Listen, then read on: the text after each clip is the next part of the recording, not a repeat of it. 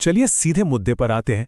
आज हम इतिहास की उन तारीखों को जो अक्सर बोरिंग लगती हैं, एक ऐसी कहानी में बदल देंगे जो हमेशा याद रहे। काफी दिलचस्प है ना। अपनी सालगिरह, किसी खास का जन्मदिन, ये सब तो हमें याद रहता है।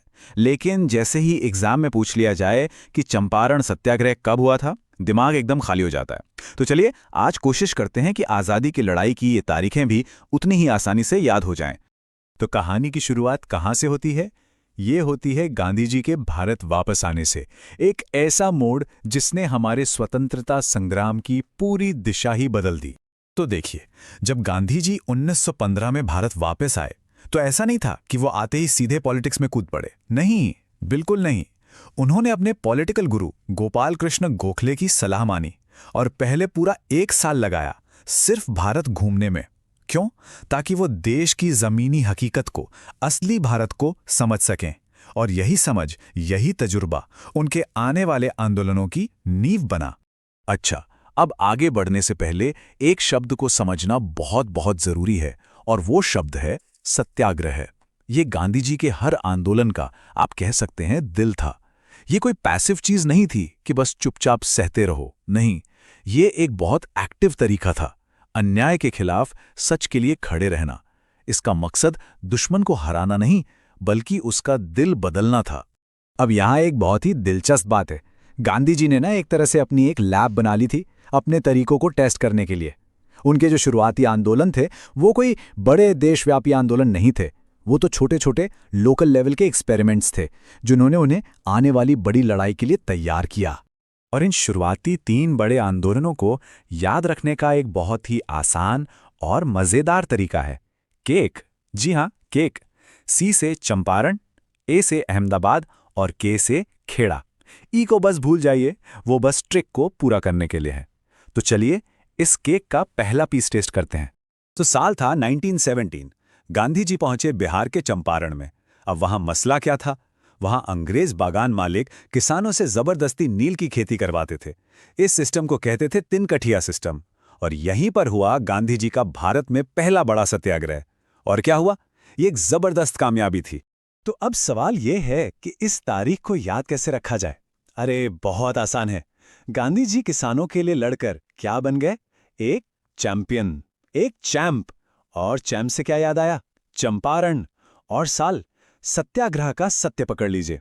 सत्य सुनने में कैसा लगता है? 17 जैसा। सत्य 17। तो हो गया ना याद? चंपारण सत्याग्रह 1917। ये कनेक्शन बन गया तो भूलना मुश्किल है। अब ठीक अगले ही साल मतलब 1918 में गांधी जी ने 2 और बड़े संघर्षों को लीड किया। पहला, अहमदाबाद में मिल मजदूरों के हक के लिए, जहां उन्होंने पहली बार भूख हड़ताल को एक हथियार की तरह इस्तेमाल किया। और दूसरा, गुजरात के खेड़ा में, जहां फसल तो बर्बाद हो गई थी लेकिन सरकार थी कि लगान वसूलने पर अड़ी हुई थी। और 1918 को कैसे याद रखें? ये भी मजदूरों से ही जुड़ा है। अच्छा, अपने देश में लीगली काम करने की, मजदूरी करने की मिनिमम एज क्या है? 18 साल, है ना? बस मिल गया साल 1918। तो इन सीएक आंदोलनों ने गांधी जी को एक ऐसे लीडर के तौर पे सामने ला दिया जो जमीन से जुड़ा था, जो असली मुद्दों को समझता था। लेकिन अब कहानी में एक ऐसा मोड़ आने वाला था, एक ऐसी राष्ट्रीय त्रासदी होने वाली थी जो उन्हें इस लोकल लैब से निकालकर सीधे देश की लड़ाई के सेंटर स्टेज पर लाने वाली थी। साल आया 1919 और ब्रिटिश सरकार एक बहुत ही जालिम कानून लेकर आई, रॉलेट एक्ट। इसे काला कानून कहा गया। और क्यों? क्योंकि इसका सीधा सा मतलब था, ना दलील, ना वकील, ना अपील। किसी को भी शक की बिना पर जेल में डाल दो 2 साल के लिए। ये एक बहुत बड़ा धोखा था, क्योंकि पहले विश्व युद्ध में भारतीयों ने अंग्रेजों का साथ इस उम्मीद में दिया था कि बदले में कुछ अधिकार मिलेंगे। और इस साल को याद रखने की ट्रिक इसके दर्द में ही है। इस कानून ने पूरे देश को रुला दिया। सब लोग रो रो पड़े, रो रो। सुन रहे हैं? 1919, 1919।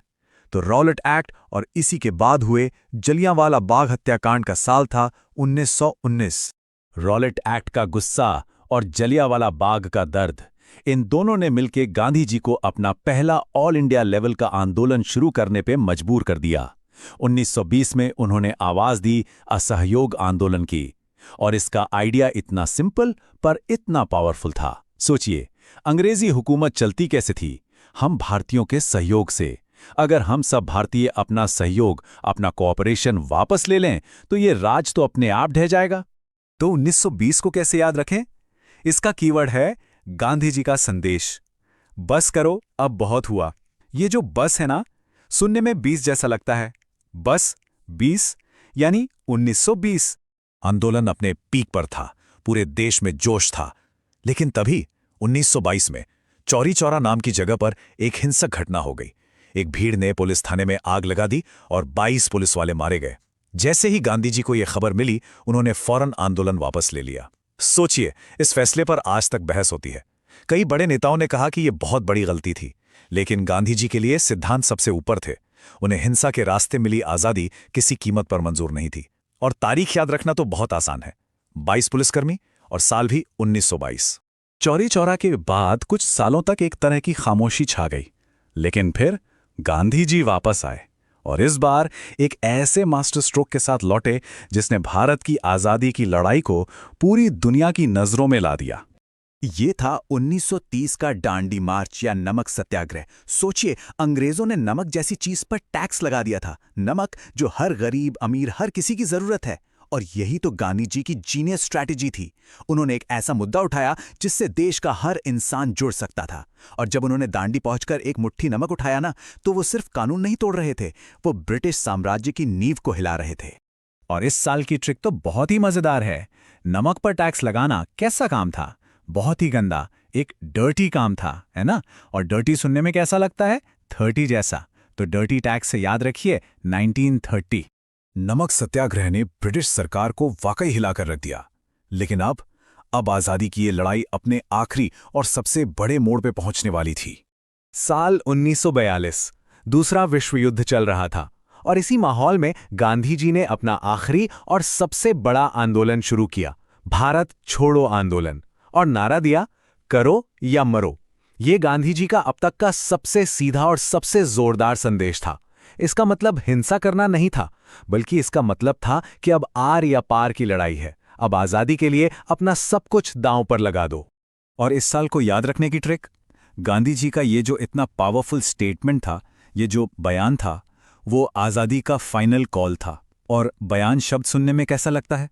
42 जैसा। बयान 42। तो भारत छोड़ो आंदोलन हुआ 1942 में। तो चलिए एक बार फटाफट से सब रिकैप कर लेते हैं। 1917 का सत्य, जिसके लिए गांधी जी चैंप बने। 1919 में देश रो पड़ा। 1920 में कहा बस करो। 1922 में 22 पुलिस वाले। 1930 का डर्टी टैक्स और आखिर में 1942 का शक्तिशाली बयान।